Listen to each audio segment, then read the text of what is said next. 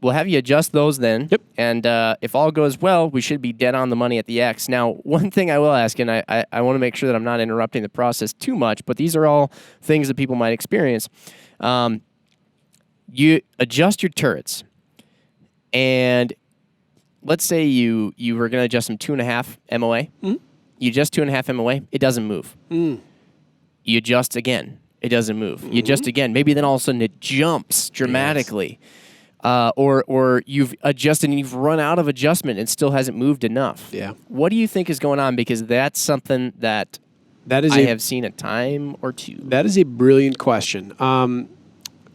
So if everything is set up properly, and by that I mean our rifle's action is tightened to the stock properly, the base to the receiver, the rings to the base, and the scope in the rings. If everything is set up, what Jim just described should not occur.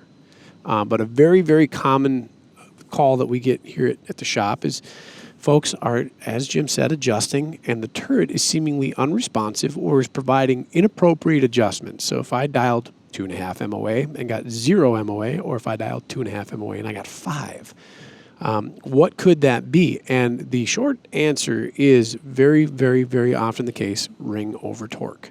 I would argue that as somebody who works in the sales and technical department here at Vortex, it's our number one call for folks not being able to maintain or hold a 0 or get proper adjustments.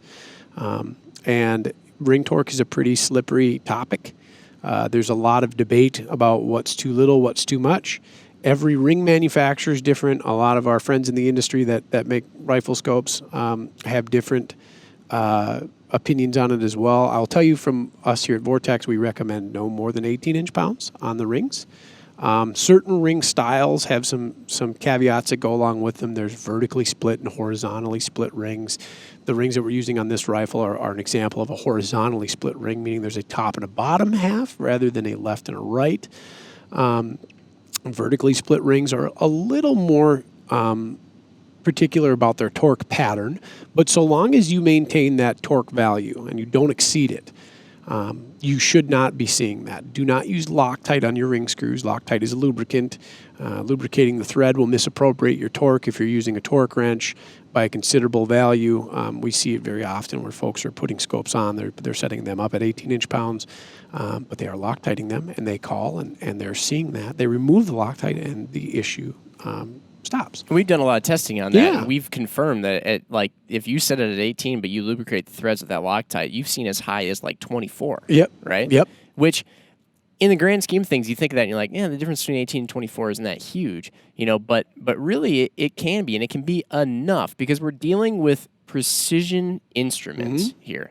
And one person asked me a while back, they said, well, hey, I used to mount scopes all the time. Scopes tubes used to be made out of steel, and now they're made out of aluminum. It seems like that is actually an inferior product or an inferior material to be using. And that was a very interesting question. I thought it was a very good question to ask. But, if maybe you're not as familiar with the newer, more modern scopes that are mostly all, pretty much at this point in time, all aluminum. And, aluminum is a softer metal.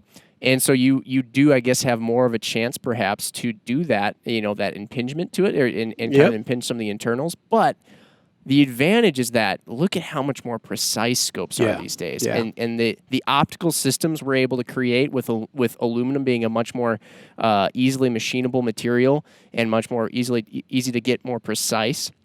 And the optical systems and just all the body of the scope itself, the one-piece aluminum tubes nowadays, just things like that. These scopes are so much more precise that, really, as long as you set it up right, it's going to be, they're still very reliable once you set them up right. Absolutely. Too. And that's the thing, too, is it's just on the front end, if you do it right, these things will be correct. Just fine. And I'd argue that a modern rifle scope made out of ultralight materials like aircraft-grade aluminum and very with thinner walled tubing than their predecessors are much stronger than older scopes.